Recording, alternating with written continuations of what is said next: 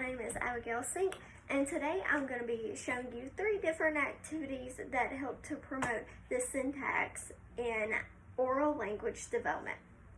So the first activity is going to be done through the use of a read out loud.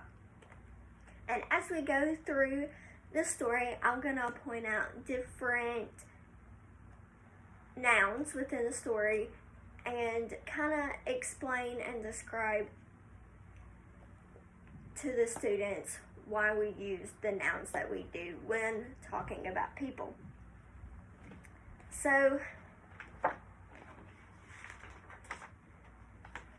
I would begin reading, and an example of how I would do it is in the first sentence. So it says, Albert was his parents' pride and joy.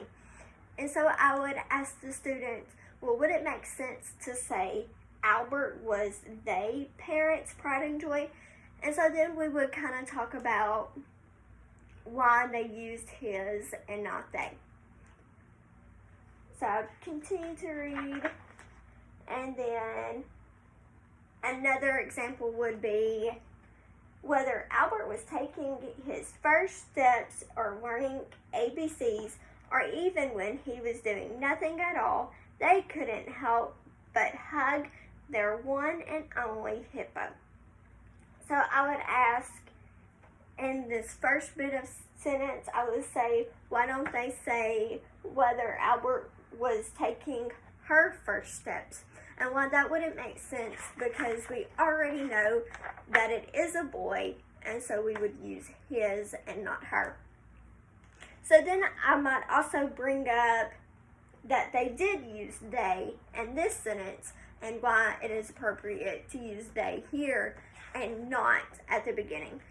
So I would use this as an introduction activity to how to use correct nouns when talking about people for the students, just as a casual conversation through the read out loud. So the next activity that I would do is reading the sentence and then having the children point out the mistake, and the mistakes are going to be focusing on the nouns as well as the verb tenses. So it says, the girl are playing. So I would say, well, what part of the sentence does not sound right when we're just casually talking? And so we would discuss why are is not appropriate in this sentence. And then I would ask them, well, what might we say? And then give them some options as to what we could say rather than are. And then we would come up with the girl is playing. And then I would reread the sentence with the correct verb tense up there. The girl is playing. So another example is, we like to eat pizza. So I would again say, well, something's not right. There's one thing wrong with this sentence, and what is it? So ate, and then give them more option choices, and it would be eat. So then I would read the sentence again. We like to eat pizza, and that sounds correct. So the last sentence here is focusing on the noun, him can sing. That doesn't sound right. So give them different choices and come up with he can sing. So this is, I would say, a level up to the other activity, because the students are having to point out which ones are wrong. So they will kind of have to have an understanding of the proper use of verb tense and nouns in order to follow the rules of oral language. So I would say that this activity is a step even further up, because they're going to have to rearrange the sentences in order to follow the rules of the oral language. So I would read the sentence, and it says, puppies like we. So I would ask them, well, what can we do to make this sentence sound a little bit better? And then we would say, change puppies and we to say, we like puppies. So in the first two sentences, there's only going to be one swap. But as we go on, it's going to get a little bit harder, and there are going to be more than one swap of words to make it sound correct. So the next sentence is, today, Friday is. Well, that doesn't sound right. So what can we change? And we can change Friday and is.